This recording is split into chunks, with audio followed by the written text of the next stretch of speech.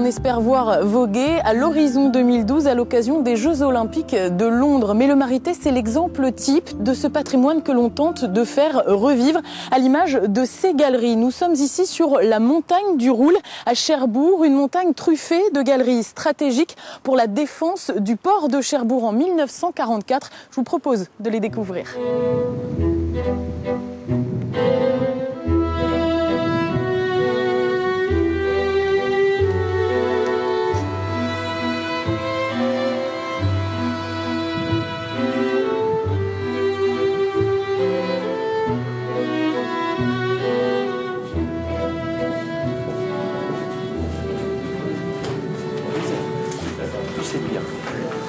Bonjour Émilie. Karl, bonjour. Vous allez bien? Ça va très bien. Je vais vous équiper d'un casque. Merci. Extrêmement important pour la visite.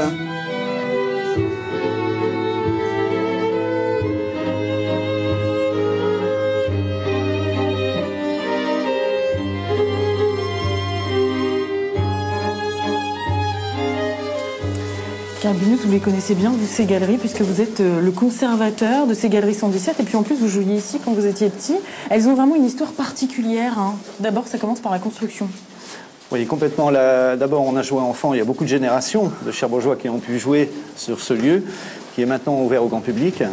La construction a été très atypique. Elle a commencé en 1943. Le 15 mars 1944, les canons étaient à leur place. Pour les prisonniers qui ont creusé ce lieu, ça a été un vrai travail de forçat, bien évidemment. Le rôle de cette galerie souterraine était de défendre le port de Cherbourg pour interdire l'accès au port par les forces alliées. Et moralité, la bataille a été rude, elle a fini à la baïonnette. 200 soldats étaient littéralement recroquevillés, cachés dans la moindre alvéole de ce lieu. C'est un site qui dégage beaucoup d'émotions. Et vous avez retrouvé plein de choses ici. Quand on a récupéré le site il y a 3 ans, on a déterré, on a abaissé le niveau du sol de 25 cm pour retrouver la couche originelle. On a bien sûr travaillé en archéologue, c'est-à-dire qu'on a tiré des cours d'eau, on a nettoyé le moindre mètre carré de sol et on a bien évidemment retrouvé tous les effets de ces soldats qui étaient enterrés, qui étaient présents au cœur de cette galerie depuis 65 ans. Chaque chose est aujourd'hui archivée, numérotée, conservée et bien évidemment sera présentée au grand public, probablement pour le 70e anniversaire du débarquement dans quelques années. Il était important finalement d'humaniser la moindre pièce qu'on ait pu trouver. Alors une belle visite, puisqu'il y a même une mise en scène qui a été organisée pour marquer la singularité de ce lieu. On va partir justement retrouver Michael Baumann qui est ingénieur, régisseur son et lumière de ces galeries.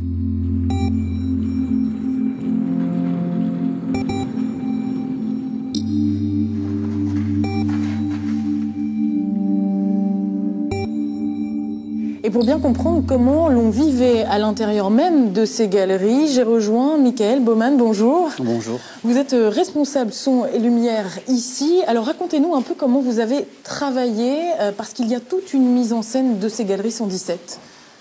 Alors j'ai travaillé moi sur 2 aspects de la galerie en fait. Premièrement, j'ai travaillé sur la vidéo avec mon équipe. On a récolté un maximum d'archives photos et images que l'on a remonté pour créer tous les films que vous avez vus en fait dans les galeries. Ça a été un travail de patience parce qu'il a fallu cumuler des images, aller prendre quelques plans au bord de mer et monter tout ça, superposer les images pour avoir cet effet de vidéo du temps, quoi. Ça fait comme des hologrammes un peu. Comme des hologrammes, voilà. On a d'ailleurs à l'entrée de la galerie un soldat hologramme qui apparaît dans une voûte comme ça.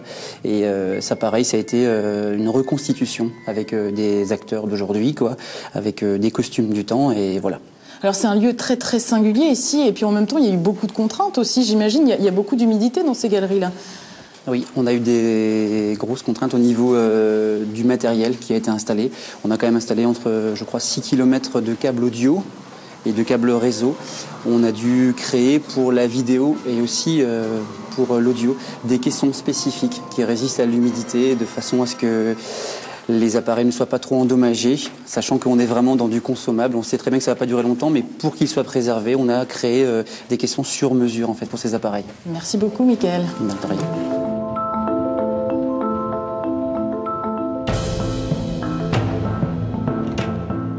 Des galeries que l'on quitte quelques instants, le temps de marquer une courte pause et puis on se retrouvera encore à Cherbourg, mais cette fois pour découvrir l'un des joyaux de l'architecture maritime normande, la gare maritime de Cherbourg. Et puis nous reviendrons aussi sur la vie d'un paquebot, le paquebot, si cher à son époque, le France, avec un documentaire tendre, poignant, signé Jean-François Pahin, Mon histoire du France. Les paquebots, on en reparlera aussi en compagnie de l'association French Lines qui tente de préserver le patrimoine de ces traversées transatlantiques. Mais tout de suite, vous avez rendez-vous avec votre quintet suivi du kéno. Restez avec nous, à tout à l'heure.